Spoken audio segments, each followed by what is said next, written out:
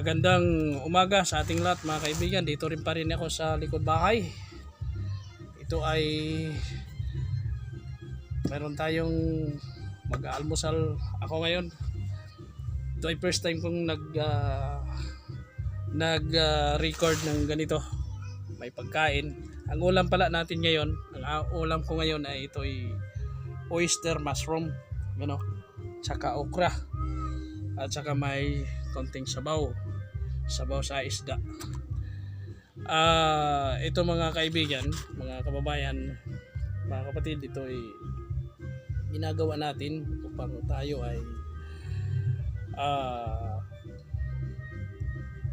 makapagbigay ng konting saya sa ating mga kaibigan, na ang kinakain natin ay dapat yung healthy. Huwag tayong kumain masyado ng hindi healthy na pagkain, yung makakabuti sa ating kalusugan, sapagkat ang Panginoon naman ay nagbigay sa atin ng mga pagkain nagbibigay ng kalusugan, maganda sa ating katawan, yung hindi nakakasira. Karamihan ngayon nagbubukbang masasarap na pagkain. Minsan may nagbubukbang ng sabon, kaya mga hilaw. Talagang nakakabilib sila, kasi kayang-kaya nilang gawin yun. Pero tayo mga kaibigan, hindi natin kayang gawin yan na mga pagkain ganyan. Ang ating kinakain ay yung mga simple lang na pagkain, na kung saan normal na pagkain, lalo na sa tulad nating mga mahihirap. Pero ganun pa man, ang pagkain na ito ay dapat natin pasalamatan sa ating Panginoon, sapagkat lahat ng ito ay bigay niya sa atin. Okay, magpasalamat tayo sa Panginoon bago tayo kumain. Panginoon, sa umagang ito, pinasasalamatan ko ang pagkain na nasa harap ko.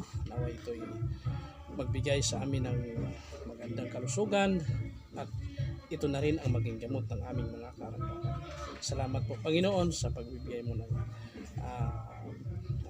panahon at pagbibigay mo ng grasya sa araw na ito.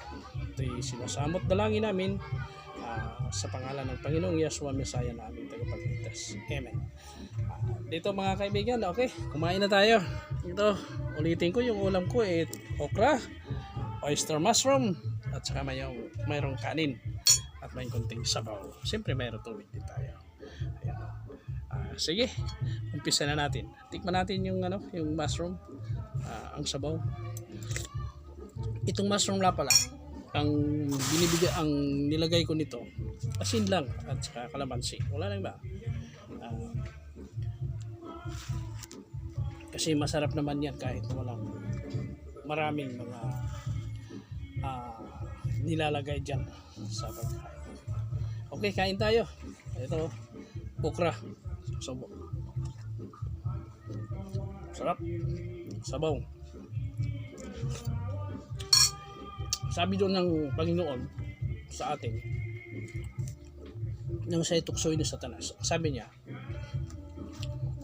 ang sagot niya kay Satanas, sabi niya, hindi lamang ang tao nabubuhay sa tinapay, sa pagkain lamang, yung pagkain ng ganito, kundi nabubuhay ang tao hindi sa pagkain lamang, kundi sa mga salita na lumalabas sa bibig ng ating dakilang lumikha, o ang ating Panginoon.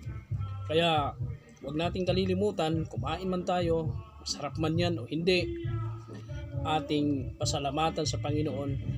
At may dalawang bagay, may pagkain espiritual tayo at may pagkain ganito, itong natural na pagkain para sa ating katawan. Ngunit huwag nating kalilimutan na dapat nating kainin o isa puso ang salita ng ating Panginoon. Maraming salamat. Ngayon, kakain ako, hindi ko na ipapakita kung paano ko kumain. Pinakita ko lang sa inyo ang aking ulam na napakasimple, oyster mushroom, white and pink, at okra, at may konting sabaw, at may kanin, may tubig siyempre. Salamat po sa inyong panonood.